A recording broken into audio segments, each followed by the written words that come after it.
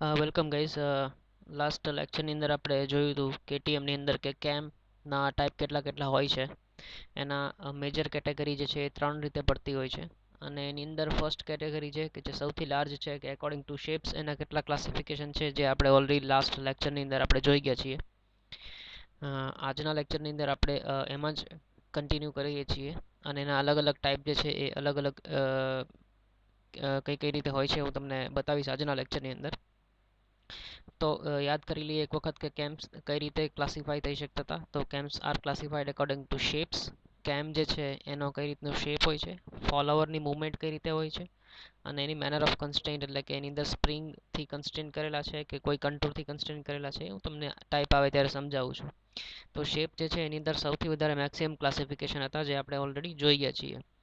તો કેમ એટલે ફરી વખત હું તમને કહી દઉં કે કોઈ ડિઝાયર્ડ મોશન જોવા માટે જ્યારે એક રોટેશનલ અથવા તો ઓસિલેટરી અથવા તો ટુ એન્ડ ફ્રો મતલબ કે રેસિપ્રોકેટિંગ મોશન તમને મળે છે કોઈ પર્ટિક્યુલર સાયકલની અંદર અને મોશન રિપીટ થાય છે, તો એમાં અંદર કેમ ફોલોવર મિકેનિઝમનો યુઝ થાય છે. જેમ કે આપણા આઈસી એન્જિનની અંદર અને એ દરેક જગ્યાએ કે તમારે જ્યાં ઓટોમેશનની જરૂર હોય એ ઇન્ટરમિટન્ટ મોશન જ્યારે તમને ડિઝાયર્ડ જોઈએ એ દરેક જગ્યાએ તમે કેમ ફોલોવર મિકેનિઝમનો યુઝ કરી શકો છો. તો સેકન્ડ ટાઈપની અંદર હવે આપણે સ્ટાર્ટિંગ કરી રહ્યા છીએ. શેપ્સ જે છે એ આપણે ઓલરેડી લાસ્ટ વિડીયોની અંદર જોઈ ગયા છીએ. તો ફોલોવર મુવમેન્ટ જે છે, ફોલોવર મતલબ કે જે ફોલો કરે છે કેમને, એના એકોર્ડિંગ ટાઈપ જોઈએ. તો ઇન્ટ્રોડક્શન જોઈએ કે the motion of the followers are distinguished મતલબ કે ડિસ્ટિંગ્યુશ એકબીજાથી જુદા પડે છે from each other by the dwells they have. સમજાવું છું ડ્વેલ્સ એટલે શું છે, don't worry. A dwell is the zero displacement or the absence of motion of the follower during the motion of the cam.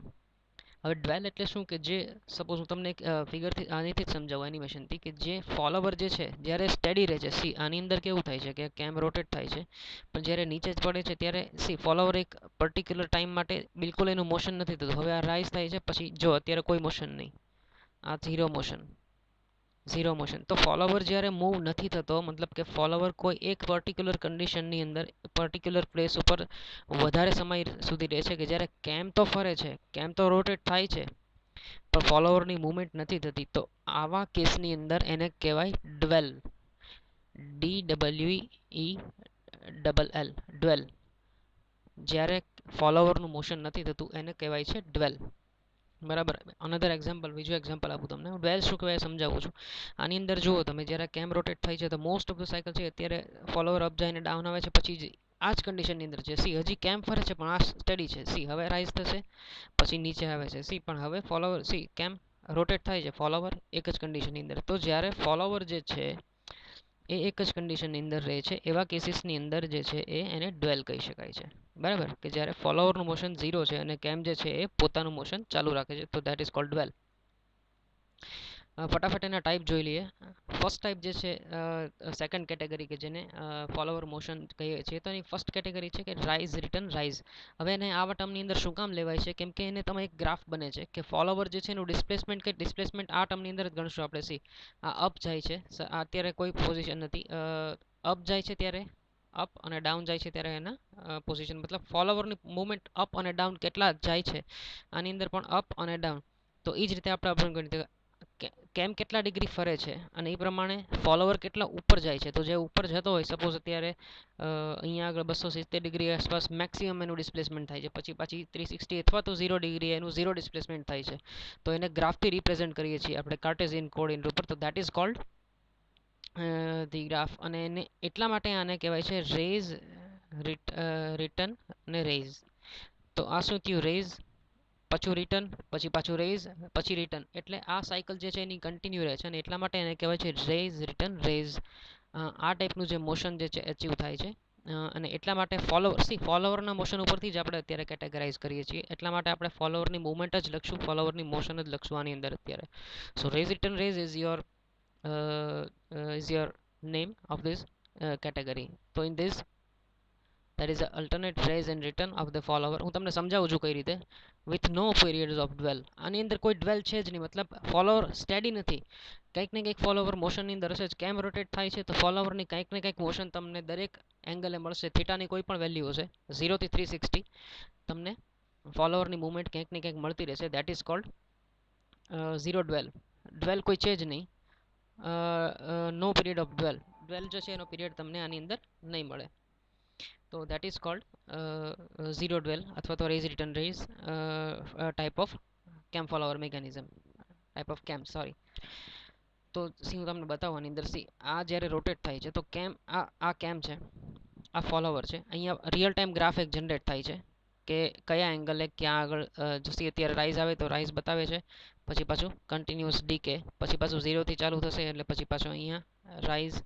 તો ડ્વેલ નથી. ડ્વેલ મતલબ કે follower કોઈ એક પોઝિશન પર્ટિક્યુલર થીટા એંગલે કોઈ પર્ટિક્યુલર પોઝિશન ઉપર એ નથી રહેતો. એ શું કરે છે, કન્ટિન્યુઅસ રાઇઝ અથવા ફોલ એનું કોઈ પણ મોશન ચાલુ જ છે, બરાબર. તો આમાં ડ્વેલ બિલકુલ નથી. તો ઝીરો ડ્વેલ કેમ પણ એને કહી શકો. રાઇઝ રિટર્ન રાઇઝ નેમ તો આનું જ છે જ, બરાબર. તો આ એક તમને ઇન્ફોગ્રાફિકલી તમને થોડી સમજાવવાની ટ્રાય કરી છે. આઈ હોપ સમજાઈ ગયું હશે કે આની અંદર ડ્વેલ નથી. ડ્વેલ મતલબ કે ડ્વેલ એક જ વસ્તુ યાદ રાખવાની કે what is dwell, when there is no motion of follower in whichever the condition it is, and provided that the cam is rotating. કેમ જ્યારે રોટેટ થાય છે એ કન્ડિશનની અંદર જ્યારે ફોલોવરનું મોશન તમને નથી મળતું તો એને કહી શકાય ડ્વેલ, બરાબર. તો આ એક કેટેગરી હતી જેની અંદર ડ્વેલ નથી, first category. Second, dwell rise return ડ્વેલ.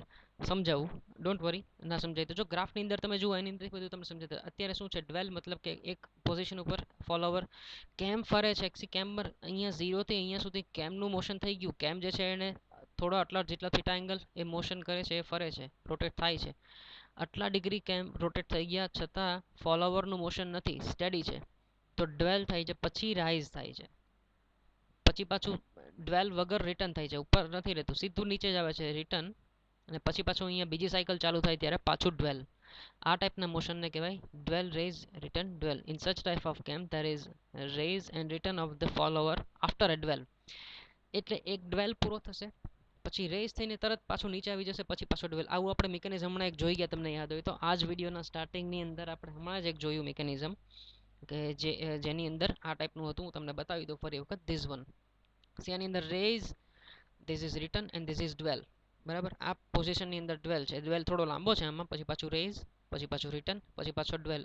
જ્યારે ફોલોવરની મોશન નથી, કેમ રોટેટ થાય છે પણ ડ્વેલ થઈ ગયો. સી અહીંયાથી ચાલુ કરો તો અત્યારે સી આ ડ્વેલ છે, બરાબર.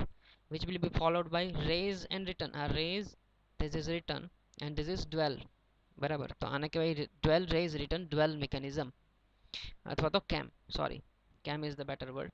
ડ્વેલ રેઝ રિટર્ન ડ્વેલ કેમ, બરાબર છે. તો આ ટાઈપના કેમ પણ તમને ઘણી વખત જોવા મળતા હોય છે કે ત્યારે તમારે થોડાક જ ટાઈમ માટે તમારો વાલ ઓપન કરવાનો હોય અને મોસ્ટ ઓફ ધ ટાઈમ તમારો વાલ ક્લોઝ રહે.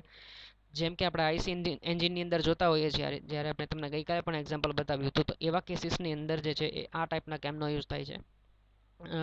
ઘણા પોપ્યુલર છે આ, અને ઘણી જગ્યાએ યુઝ થાય છે. This type is used more frequently than RRR. મતલબ આની પહેલાં જે જોયો તો એની કરતાં ઘણો ફ્રિકવન્ટલી યુઝ થાય છે. આપણે જોઈએ છીએ કે જ્યારે તમારે સ્પેશિયલી જ્યારે ઇનલેટ આઉટલેટ વાલ્વને ઓપરેટ કરવાનો હોય આઈસી એન્જિનની અંદર, ત્યારે આ ટાઈપના કેમનો યુઝ થાય છે. સી અત્યારે આ ડ્વેલ પોઝિશનની અંદર છે, હવે રાઇઝ થશે, રિટર્ન એન્ડ ડ્વેલ, બરાબર. તો આ એની ગ્રાફ છે જે સિમ્પલ પ્લોટ કર્યો છે. કે આની અંદર ડ્વેલ થોડો લાંબો છે એટલે ડ્વેલનો ગ્રાફ તમે જોવા જાવ તો અહીંયા સુધી ચેક ખેંચાશે. પછી એ શું કરશે, અત્યારે peak, rise, return and then dwell, બરાબર. તો આનો ગ્રાફ બનશે. And this one is dwell rise dwell return, બરાબર. આની અંદર પણ સારું એવું છે. હું તમને સમજાવું સૌથી પહેલાં શું છે. જો આની અંદર અત્યારે ડ્વેલ છે, પછી રાઇઝ, પછી પાછો ડ્વેલ, એટલે ઉપર સ્ટડી, પછી પાછો રિટર્ન, પછી પાછું ડ્વેલ. એટલે એક વખત અપ જશે ફોલોવર, પછી ત્યાં આગળ થોડી વાર હોલ્ટ લેશે, મતલબ ડ્વેલ, પછી પાછું રિટર્ન, પછી પાછો ડ્વેલ. તો આ જો પ્રોફાઇલ કેમની ચેન્જ થઈ ગઈ, જોયું, આને કેમ પ્રોફાઇલ કહેવાય. આની પહેલાં કેવી કેમની પ્રોફાઇલ હતી આ. તો આ કેમ પ્રોફાઇલ જેમ જેમ ફરે, જેમ જેમ ચેન્જ થાય એ રીતે તમારા જે છે એ ફોલોવરનું મોશન પણ ચેન્જ થતું હોય છે, જે તમને ઓલરેડી ખ્યાલ જ હશે અત્યાર સુધી જોયું એના પરથી. So this is dwell rise dwell return cam and follower mechanism.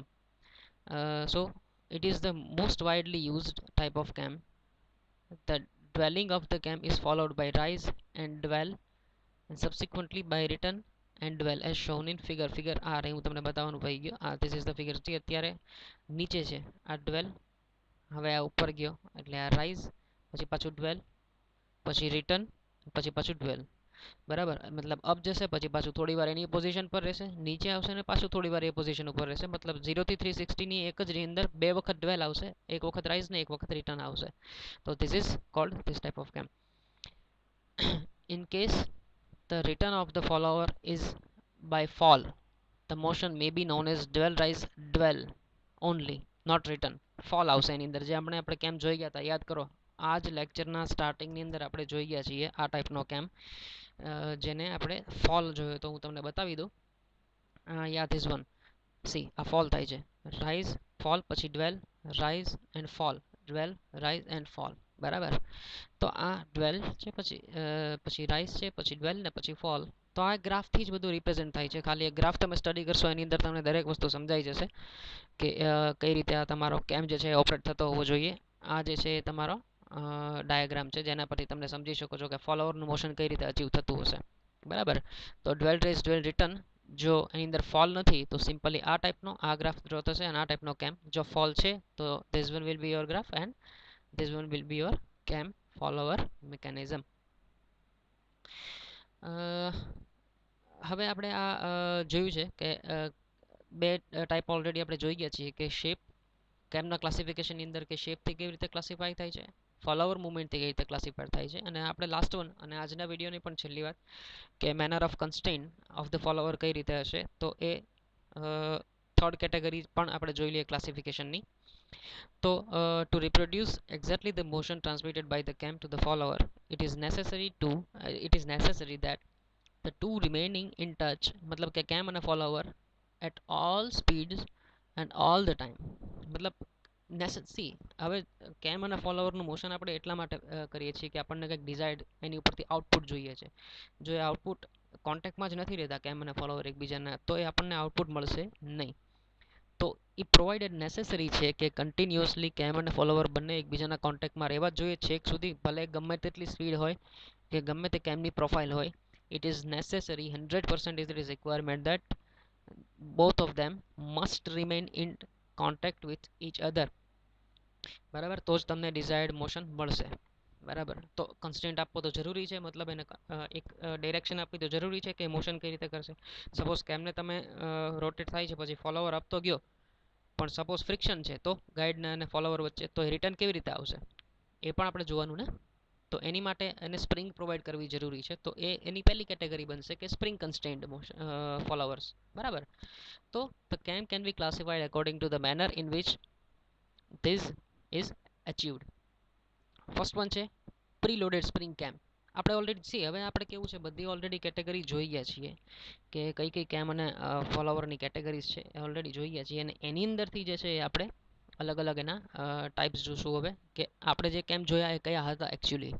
તો preloaded compression spring is used for the purpose of keeping the contact between the cam and the follower. જે આપણે ફિગર જોઈ ગયા તો વન બાય વન તમને બતાવું છું. યાદ કરો આ ફિગર આપણે ફર્સ્ટ વિડીયોની અંદર જોઈ હતી, લાસ્ટ વિડીયો હમણાં જે જોયો હતા આપણે.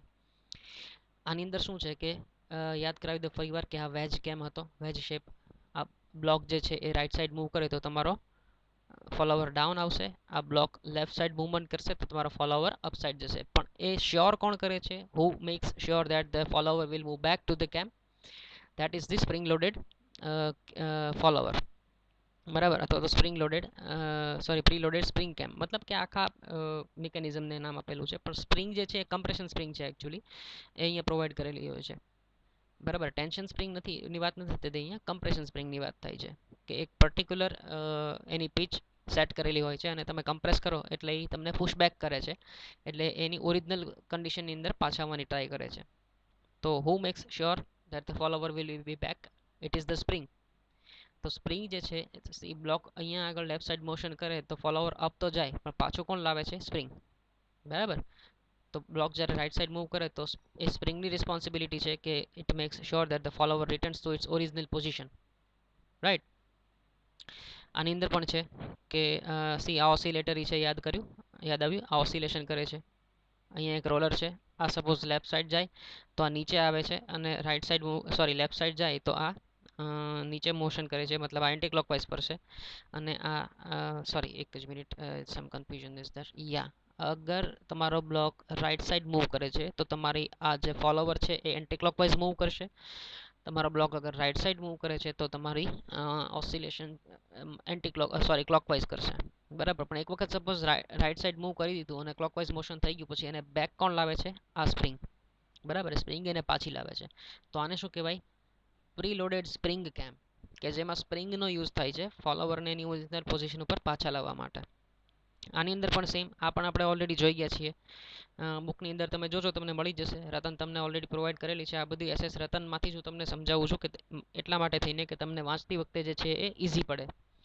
સો આ જે કેમ છે ફોલોવર મિકેનિઝમ, એની અંદર પણ જ્યારે અપ જાય છે ત્યારે સ્પ્રિંગ કમ્પ્રેસ થાય છે, અને ડાઉન લાવવા માટે સ્પ્રિંગ જે છે ઇટ ઇઝ રિસ્પોન્સિબલ. સ્પ્રિંગ જે છે એને પુશ ફોર્સ આપે છે, અને સ્પ્રિંગ પોતાની ઓરિજિનલ પોઝિશનની અંદર આવવાની ટ્રાય કરે છે, અને એ શું કરે છે? ફોલોવરને નીચે પુશ કરે છે. બરાબર, એટલા માટે જે છે અને કન્ટિન્યુઅસલી કેમ અને ફોલોવર વચ્ચે કોન્ટેક્ટ જે છે એ મેન્ટેન થાય છે.